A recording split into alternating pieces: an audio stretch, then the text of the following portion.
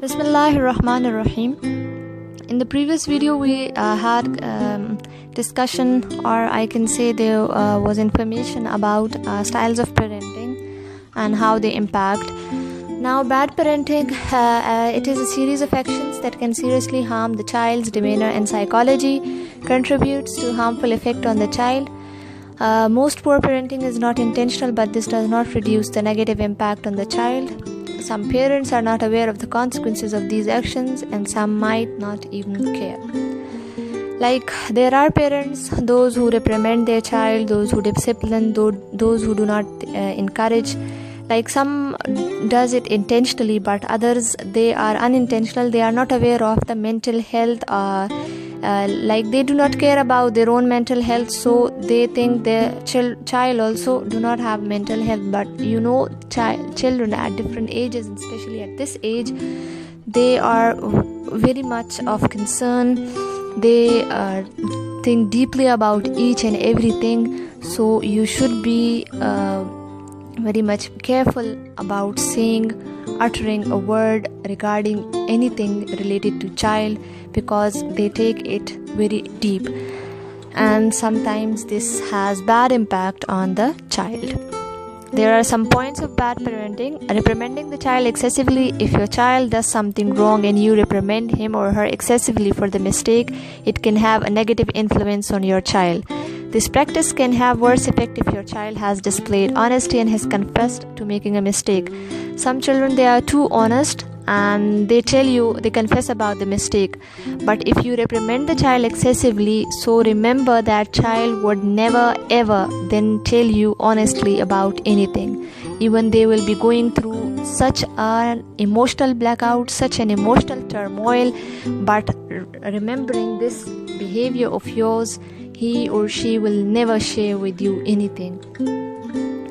Number 2, disciplining the child in front of everyone. You might lose your patience and scold, yell, or even hit your child in front of others. This is very much common. This will have serious impact on your child's confidence, and the feeling of shame arising from this method of discipline will be hard to shake off. Like, you are disciplining, right, your child has done something wrong in front of others. Take the child, make him understand. Don't beat him. Make him understand. Don't yell. With patience, you should give an example related to some good habit, and you see your child will know about that. This is the age that every child shows some tantrums, show some joy. They are they joke. They take everything in a sarcastic way, but you should not discipline the child in front of everyone. That will make him very much rigid, and this will have negative impact. Number 3, all advice, no encouragement. You dispense advice about everything from brushing teeth to picking the right clothes, rather than encouraging your child with support.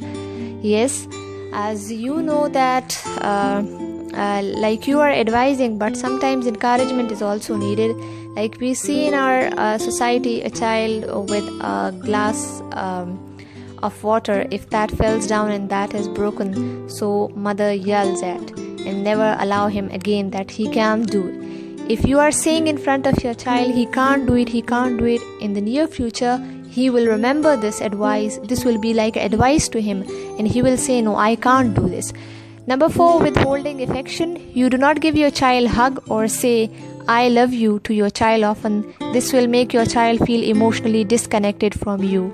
As today's social media, or we can say technology, is so much in that parents and children do not have that relationship, and this have, believe me, very negative, very serious consequences. Please look about this, look at this, what you are going through, what your children are going through. Share everything. Sharing is caring. Number 5, no rules. Children need structure and boundaries in order to grow up to be healthy individuals. If the child does not grow with discipline, then he will suffer in situation outside the home environment. Now, this is also not the case that you become too much involved. Like, parents, they involve in nowadays, it is a case that they involve in the technology. They only chat with friends, they go for outing, they are very much in jobs, and they do not care about their children, or they are caring, but they think that this is the right way. What they are doing just for their child's future. But no, you have to think about it. You have to give time to child. You have to set some rules, but those rules should not be harsh.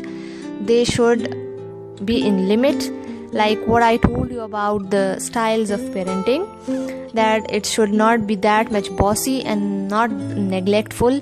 It should be in between, like that should tell them about the discipline, like how they will suffer in the situation in and outside the home if there are no rules. Like for example, if you give a small punishment, if they do not know about what is punishment, so in the near future outside the home they will suffer this situation. Number 6, lack of support.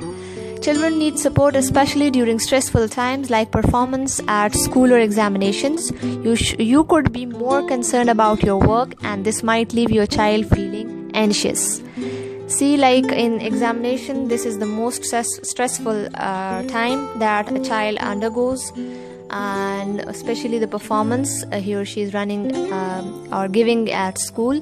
So if there is lack of support from parents' side, so that can also leave a child, and he or she will never do hard work. They will think that for whom we should do. If you are going to support if you are going to support in both bad and good times at the same time, so that will help your child. Otherwise that will have some serious repercussions. Comparing and shaming, this is also too much. You constantly tell your child that she should be like other children and emulate their positive traits. Like especially this is too much common in our cousins, like mother compare one child with the daughter of uncle or of chachu and this and that. Like you compare your children with others. This is not, everyone is born individually with individual some intelligence, with individual, like he will show a behavior that is only common to that person alone, because he is having some individual that is the behavior, like what behavior is shown, that is individual behavior. You cannot compare on that individual behavior with everyone.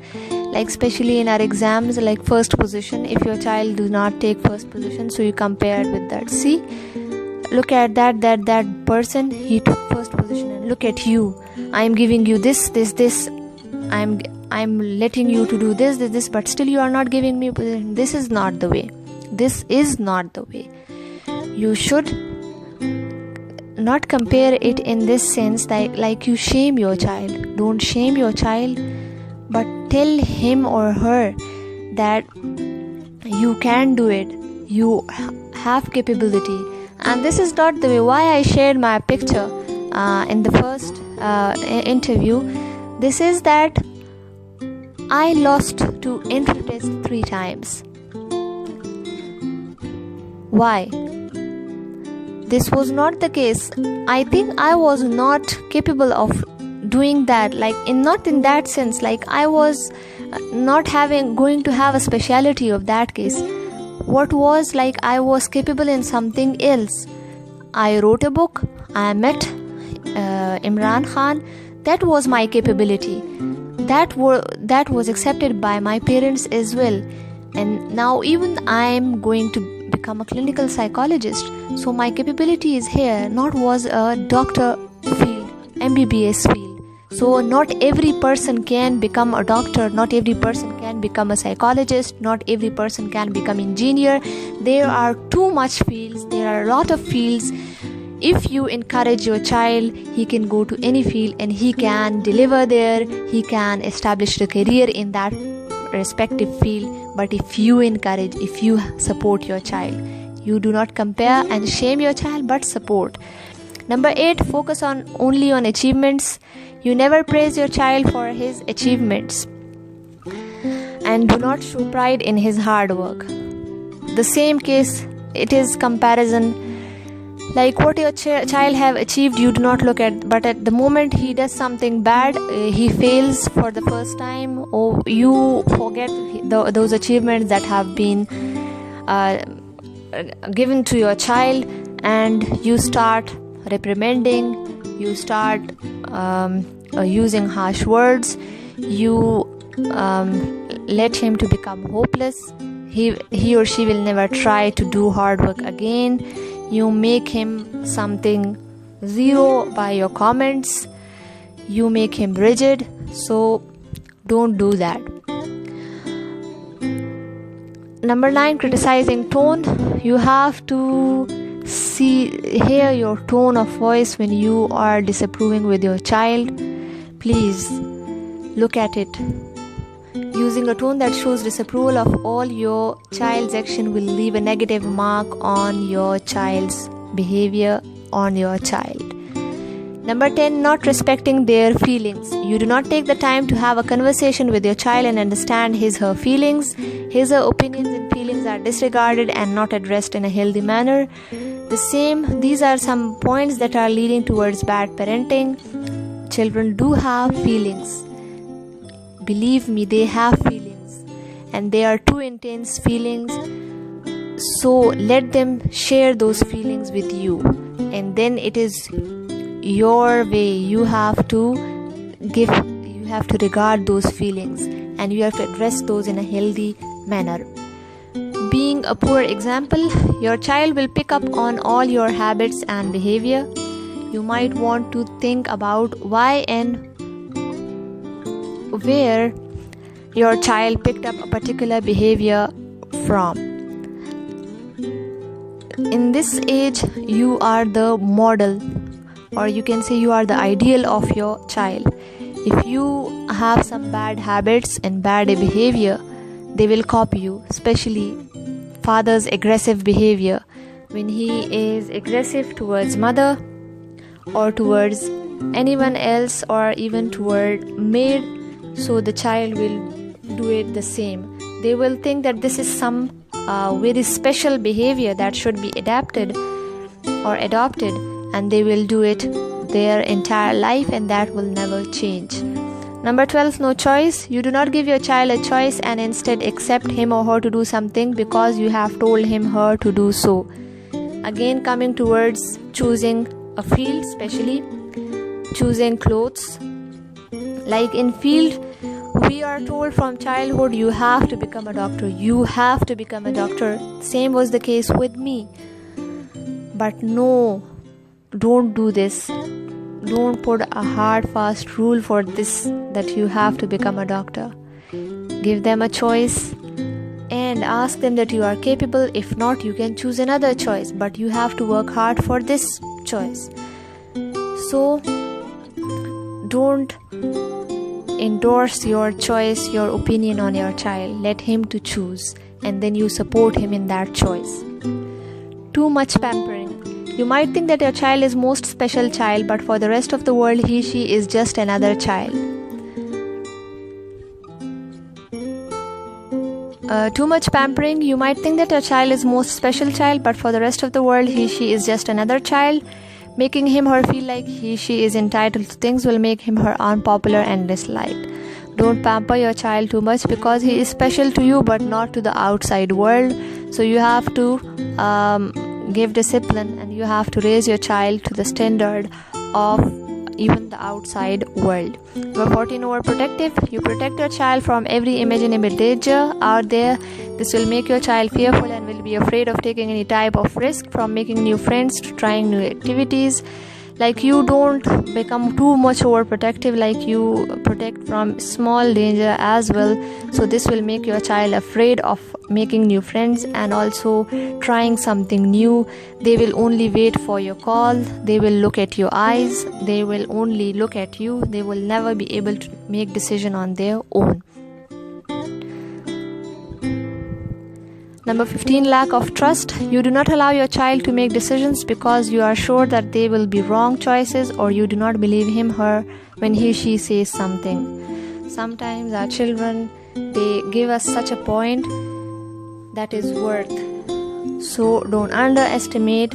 You should have trust on your child. Let them make choices whether they are wrong or right. If they make wrong choices, you can make them understand that this is wrong, this will lead to such consequences, and this is right, this will lead to this consequences. Trust is very much important, and mother-child relationship, parent-child relationship, that needs your trust as well. Number 16, not giving your time. You are always too busy to talk or play with your child, or just have no interest to do these things. Being glued to your phone screen while your child is talking to you can make him feel neglected. Like there are some, like mother is chatting with friends, or today nowadays social media is very much in, scrolling on Facebook, WhatsApp, Twitter, Instagram. So you are not giving time to your child. Like your child will come from school, he will sit and he is going to narrate the whole story, what has happened. But if he gets the point that you are not listening, you are just doing so that will not make your child happy. Next time he will never share anything with you, and this will make him very much rigid, and this will also make him hopeless, and he or she will think that she has no value here, no value to talk.